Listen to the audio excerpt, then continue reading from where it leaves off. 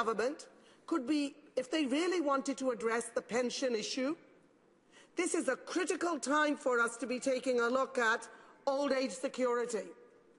I had senior after senior come into my office, and when I visited them in the senior centres, they told me the same story over and over again. They are having to go to the food banks.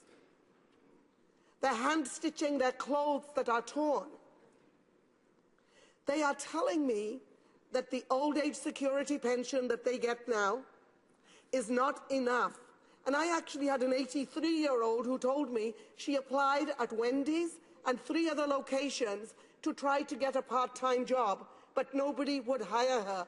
Is this the life of dignity we talk about for our seniors? Is this the reward for the people who built this country and we're enjoying the fruits of their labours? You know, I was at a high school recently, and I had the privilege of visiting a lot of high schools in my district and elementary schools. And I was so touched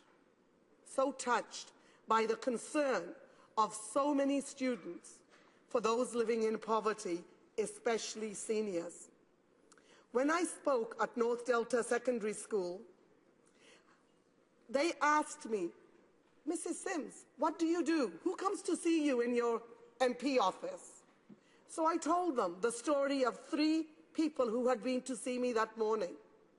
And when I told them of a senior who came to see me, who lives in the garage that he rents for $300 a month, who tells me he only cooks twice a week because that saves on him using up energy, that he has to time when he can have his heat on, that he only has 1 switch in that garage, 1 outlet, so he can either have the computer on or he can have the lights on.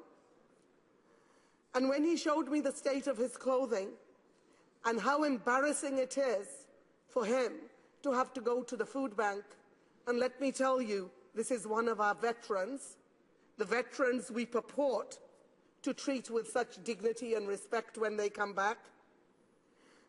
And I told this story to this grade 11, 10, 11 and 12 assembly.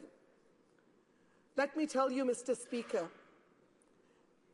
vast majority of those young people had tears coming out of their eyes.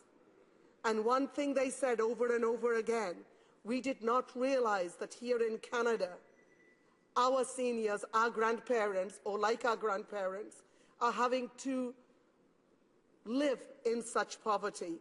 That's the action the Conservative government should take right now. They should bring a bill forward. I'll stand up and speak for it, and so will every NDP member if it lifts our current seniors out of poverty immediately. Let's not come up with a bill that does nothing to address the poverty our seniors live in and puts into jeopardy the hard-earned money by Canadians as we lure them with a very, very fake and false pension scheme, because that's what it is. Mr. Speaker, with your consent, I would like to read something that was written in an editorial in a very progressive city, Calgary Herald. And this is what they wrote. The CPP already covers almost all Canadian workers and thus spreads the risk and management fees. It is fully portable, offers guaranteed income to all retirees, and is the only risk-free investment broadly available to workers. Private RRSPs and employer pension plans have proven much riskier than initially billed. Those who are in company pension plans are likely in a defined contribution scheme where the amount that goes in is predetermined, but the payout is based on how well the fund is invested and ultimately performs. Nortel workers know too well how well that worked.